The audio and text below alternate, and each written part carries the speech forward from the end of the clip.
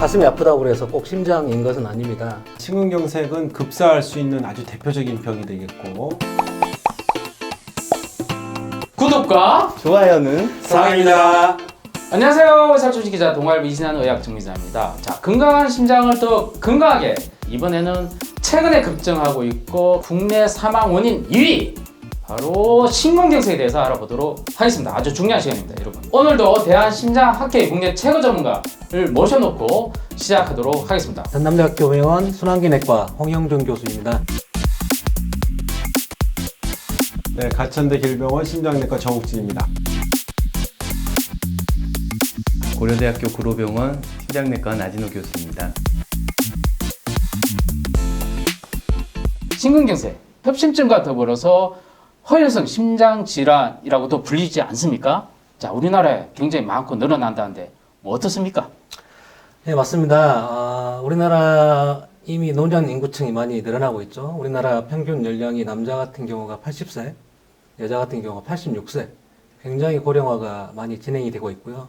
그렇기 때문에 이런 노인 인구에서 심근경색증이 많이 발생을 하게 되는데, 그래서 그 환자 수도 매우 가파르게 증가하는 추세입니다. 그렇죠. 그리고 심근경색은 급사할 수 있는 아주 대표적인 병이 되겠고, 그 다음에 이제 의사분들도 사실 무서워하는 병입니다. 그렇지만 상대적으로 원인도 명확하고 치료도 명확하게 할 수 있기 때문에 충분히 생명을 살릴 수 있는 중요한 질환이 되겠습니다. 왜 원인과 치료를 모두 잘하는데 이 병이 왜 줄지가 않고 늘어나고 있습니까? 심근경색이나 협심증은 네.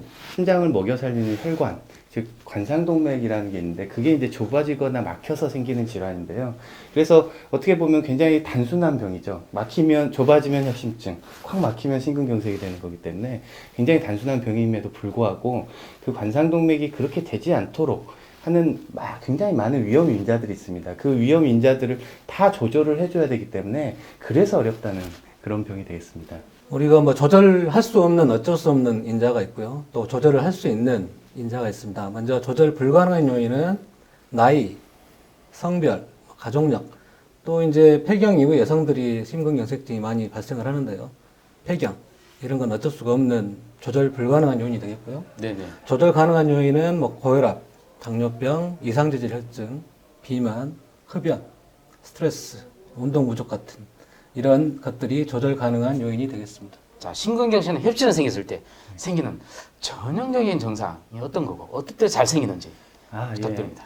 이 전형적인 증상은 이제 보통 우리가 그냥 가슴이 아프다 이렇게만 생각을 하시는데 다음에 이 그림을 보시면 좀 이해하기가 편하겠습니다.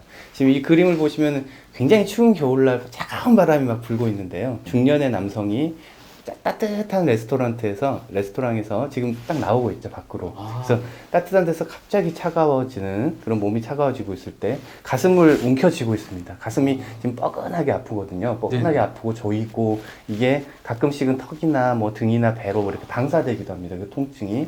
그러면서 무거운 가방을 들고 있다가 놓치죠. 그래서 무거운 걸 들고 있는 이런 힘든 상황일 때 이럴 때 잘 옵니다. 그래서 저런 상황에서 이제 그 보통 협심증이 잘 오게 되고 이렇게 식은땀이 날 정도로 아프다라는 게 이제 협심증이고요. 그런 것들이 20분 이상 지속이 되게 되면 심근경색 의심해 보셔야 됩니다. 왜 의사 선생님들은 가슴이 아프다면 심장부터 먼저 의심하는 걸까요? 가슴이 아프다고 해서 꼭 심장인 것은 아닙니다. 예를 들어서 이제 우리 뭐 근육통이라든지 신경통, 관절통 굉장히 많고요. 또 소화기내과 질환, 뭐 역류성 식도염이라든지 위궤양이라든지 어떤 경우는 이제 담석증, 담낭, 쓸개 염증이 있는 경우도 가슴이 아플 수가 있고요. 스트레스도 많이 관여를 할 수가 있습니다. 그렇지만 심장병, 심근경색증, 가슴이 아플 때 가장 위험한 병이고 사망률이 가장 높은 병이기 때문에 병원에 가슴이 아프다고 가시면 심장병이 있는지, 특히 협심증이나 심근경색증이 있는지 검사를 해서 의사 선생님들이 살펴보게 되는 것입니다. 이번 시간은 우리가 심근경색이 얼마나 위험하고 어떠한 증상이 생긴지를 자세히 알아봤습니다. 이 영상에 댓글을 달아주시면 우리 전문가분들이 직접 답변을 드리도록 하겠습니다. 구독과 좋아요는 사랑입니다.